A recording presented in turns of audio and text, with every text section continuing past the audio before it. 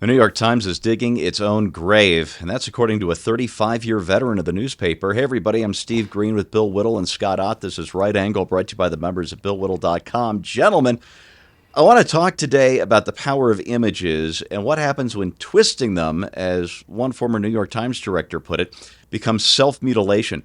Yaakov Ort spent 35 years at the New York Times, including serving as director of its creative services division, and has never until now publicly criticized his old paper, but he took to Facebook this week to accuse the New York Times of, and this is a quote, an appalling twisting of the facts and mindful, heartless concealment of the truth. And so by now you must have seen last week's dueling, gruesome images that came out of Israel and Gaza. The first one made the front page of the New York Times, despite being Hamas agitprop that was sold on a lie. As you can see, that starving child was not starving. He has cystic fibrosis, and his well-fed brother was cropped out of the photo by the New York Times. Bill, is it possible to sufficiently hate this newspaper? No, this is the paper of Walter Duranty. This is the for those of you not up on your history. Walter Duranty was a reporter for the New York Times. Went to the Soviet Union, witnessed the starvation and the genocide in Ukraine. Said everything's humming along in this wonderful Soviet Union, everything's great, and was awarded the Pulitzer Prize for his coverage, which New York Times has not returned after 20 million Russian people dead as a result of useful idiots. No, he's not actually not a useful idiot, and neither is the guy that cropped that context out of that photo. That's not an idiotic move. That is an act of it's an act of omission. It is of commission rather. It is intentional inversion of the truth in order to make a political point that you happen to personally favor, as you wear the badge of unimpeachable, impersonal, unbiased reporting. The New York Times it's like a gut shot animal that's just stumbling through the brush, riding on what's left of its reputation. And to be honest with you, I'm not entirely sure where that reputation came from. I suspect that the reputation of the New York Times is more connected to the city of New York's greatness in the post-war era up until, let's say, the 70s, and well, probably from the beginning of the turn of the century, somewhere around there. On America's rise to greatness, New York City, and then in the years after World War II for 2 decades, the newspaper that bore the name of New York City had the prestige of the world. And I don't know if they ever earned it, but there's no question that it is the kind of rag that somebody in Des Moines, Iowa, would be ashamed of in terms of their journalistic practices if they were the editor of the Des Moines Register or whatever the case may be.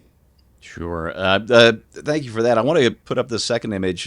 Actually, there's so many to choose from because it's from, I don't know how to describe this other than as a torture porn video of an Israeli hostage made and distributed by Hamas just late last week. The whole thing is just gruesome and harrowing. The hostage was Avitar David. He's a 24-year-old kidnapped from the Nova Music Festival during the Hamas October 7 terror invasion.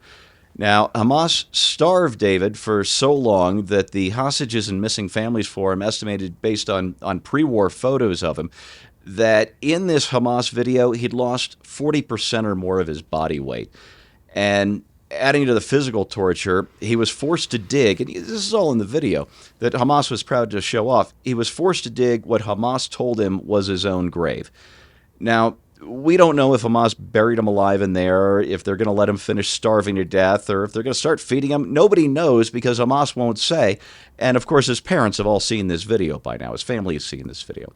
So this is where Yaakov Ort, the former New York Times guy, said, rather than running a photo of hostage Avitan David being forced to dig his own grave by Hamas terrorists and writing about the actual reaction of millions of Israelis to seeing it, The foreign desk and the photo desk ran a photo of a relative handful of protesters in Tel Aviv protesting against the government, not against Hamas. That's just shameful. Scott, you and I, we're both longtime readers of the New York Times. I do it mostly because I like to keep tabs on what the enemy is thinking. But is there a point where you've had enough?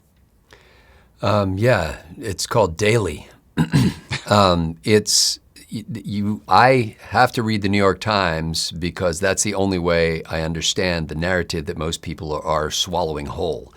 And it's amazing that you can do that for years and still realize when you're being used. And when I first saw these pictures of this, especially this one starving child, so-called, that they focused on, I thought something's not right here. I mean, first of all, look at his mother's face. She's not starving. What mother starves their baby first?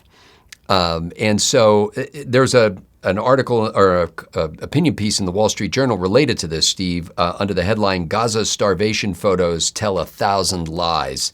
And basically how the manipulation and the gullibility or complicity of American journalists and editors in this process of terrorist propaganda that they are forwarding and fomenting and encouraging people to drink in. The guy who wrote this article, whose last name is Fishberger for the Wall Street Journal, said, "Over the weekend, I embedded with the Israeli Defense Forces in Gaza, where I saw the enormous quantities of humanitarian aid that the United Nations has been refusing to distribute. What struck me most were the thousands upon thousands of pounds of baby food baking under the Middle Eastern sun. Jar after jar of mashed carrots, pureed potatoes, and fruit blends. This food could have gone to children like this little kid, Mohammed, who was this." But then he goes on to say, Mohammed has cerebral palsy. And like you mentioned, Steve, his big brother was cropped out of the photo, but his big brother looks well fed. So does his mother. The prisoners, and I've read other stories about this guy who's being forced to dig his own grave. And, you know, he's kind of, there's one guy who's writing on a calendar what he got to eat, like, and when he got to eat. Released hostages who have been negotiated, their release has been negotiated in these so-called ceasefire talks, have reported that they're not starving the hostages because Hamas doesn't have enough food, because the U.S. or Israel or the cabal that controls the U.S. and Israel aren't allowing food in.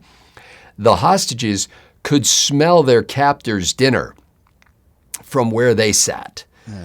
While they were, clawing a few lentils out of a tin cup, essentially. And so the Hamas is being well fed. There's plenty of food, as is the problem with the world in general. It's food availability is not the problem. Distribution is the problem, and distribution is hampered by governments that want to make sure that their political points are made before their people are fed.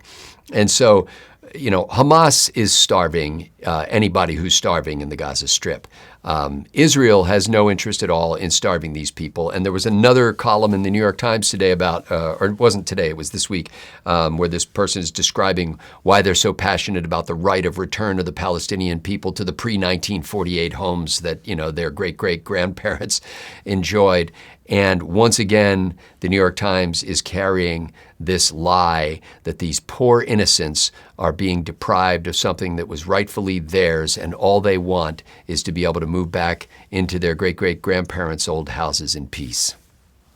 All right. Here's how Ort, that former Times guy, wrapped up his Facebook post. He said, "The symbolism of the photo is so apt, since digging our own graves is exactly what the current Times News editorial and op-ed page writers and editors, and those justifiably fearful of the Islamic street in the West, are arguing daily that we should do."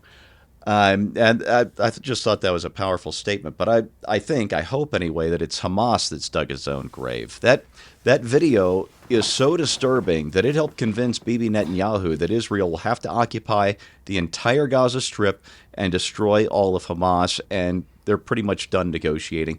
Apparently, President Trump was moved to tears by that video, and I don't see him protesting Netanyahu's decision. So I don't know what happens to the New York Times. Apparently, plenty of idiots who want to be spoon-fed anti-Western propaganda to keep that paper alive. But I'm reasonably sure what happens to Hamas, and that is in the hands of the Israeli Defense Forces, and they're certainly not screwing around now. All right, that's your right angle on that, brought to you by the members at BillWhittle.com. Thanks for watching, and we'll see you next time.